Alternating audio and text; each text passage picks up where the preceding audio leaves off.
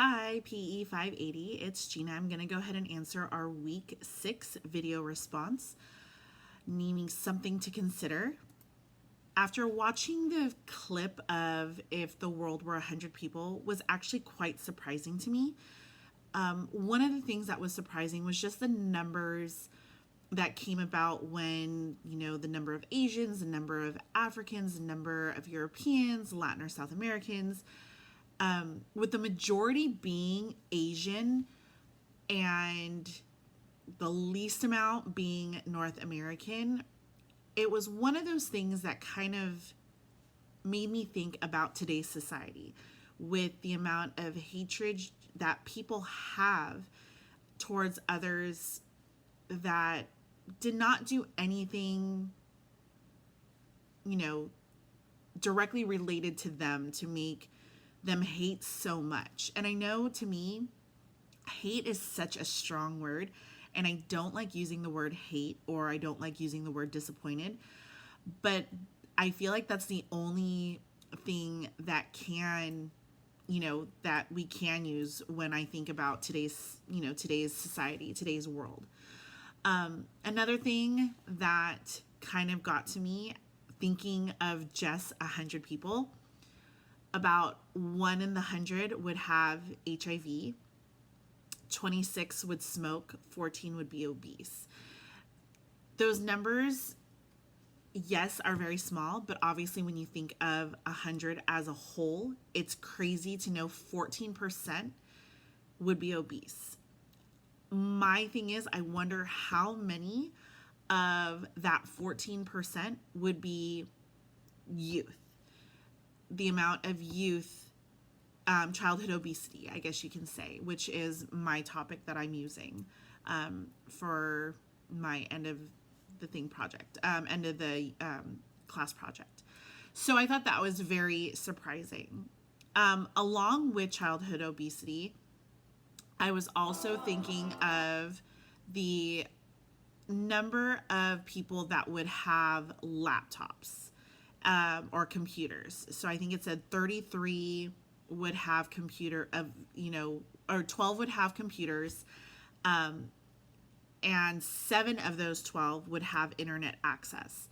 Now, that's surprising to me because of the fact that I see it in working with middle schoolers.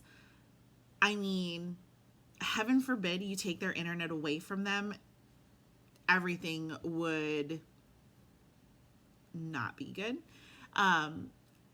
Also, as a teacher, I see that a lot of other teachers in different subject areas, even in PE, because we do have homework that requires internet access, but I'm realizing more and more how many teachers rely on the internet to not only give homework, because obviously there's less paper or zero paper to be handed out, and they can access it technically anywhere.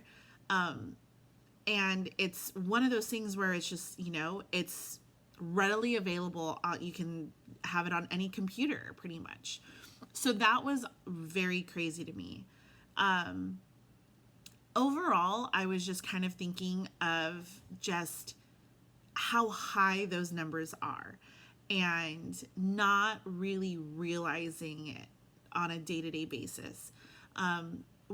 I for sure take so many things for granted. And the very last thing that was said was, if you have food in your fridge, clothes in your closet, a bed to sleep on, and a roof over your head, that you're richer than 75% of the world. That to me is crazy.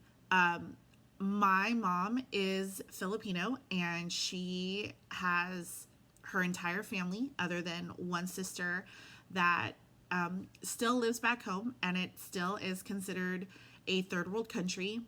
And just spending a couple weeks there, I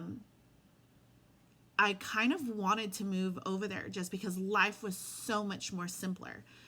They didn't rely on internet. They didn't rely on, technology.